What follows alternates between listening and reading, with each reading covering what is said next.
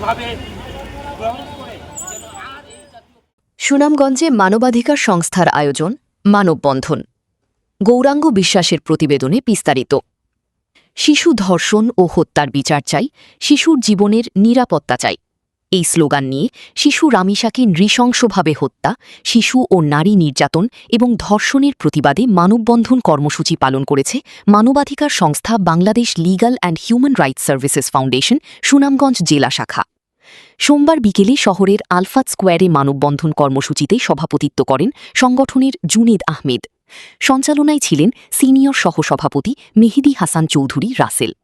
বক্তব্য রাখেন সাধারণ সম্পাদক সিএম মিলন, সংগঠনের সহসভাপতি জ্যোতির্ময় দাস চপল, আশরাফ হোসেন লিটন, অ্যাডভোকেট মোহাম্মদ আজমল হোসেন, মোহাম্মদ মুশাহিদ আলী, যুগ্ম সাধারণ সম্পাদক সাজ্জাদুর রহমান সাজ্জাদ, মহিলা বিষয়ক সম্পাদক হালুফা আখতার হিপি, নারী ও শিশু বিষয়ক সম্পাদক জুশেদা আখতার, সার্ক মানবাধিকার ফাউন্ডেশন সুনামগঞ্জ জেলা শাখার সহসভাপতি রিঙ্কু চৌধুরী প্রমুখ।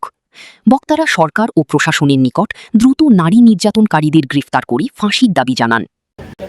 রানিসার বিচার অতি দ্রুত সরকার যে পদক্ষেপ নিয়েছে, এক মাসের ভিতরে আমরা রানিসার হত্যার বিচারের বন্ধ করতে চাই। না হলে যদি আমরা সুনামগঞ্জ থেকে টেকনাফ পর্যন্ত রানিসার বিচারের দাবিতে আমরা আন্দোলন চালিয়ে যাব। রামিসার হত্যাকারীদের বিচার কার্য দ্রুত সম্পাদন করে সর্বোচ্চ শাস্তি প্রদান করা এবং সারা দেশের সকল হত্যা, ধর্ষণ সহ মানবাধিকার লঙ্ঘনকারীদের আইনের আওতায় এনে দ্রুত বিচার করে শাস্তি প্রদানের জন্য জোর দাবি জানাচ্ছি।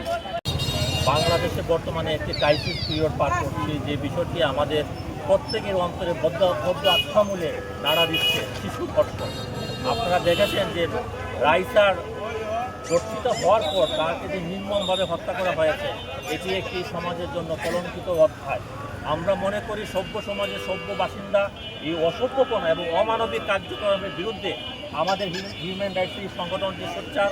আমরা মানবিকতার পক্ষে, অন্যায়ের বিরুদ্ধে এবং নীতি নৈতিকতা নিয়ে এই সমাজ বাংলাদেশ সমৃদ্ধশালী দেশ গঠিত হবে, আমরা এই প্রত্যয় ব্যক্ত করি।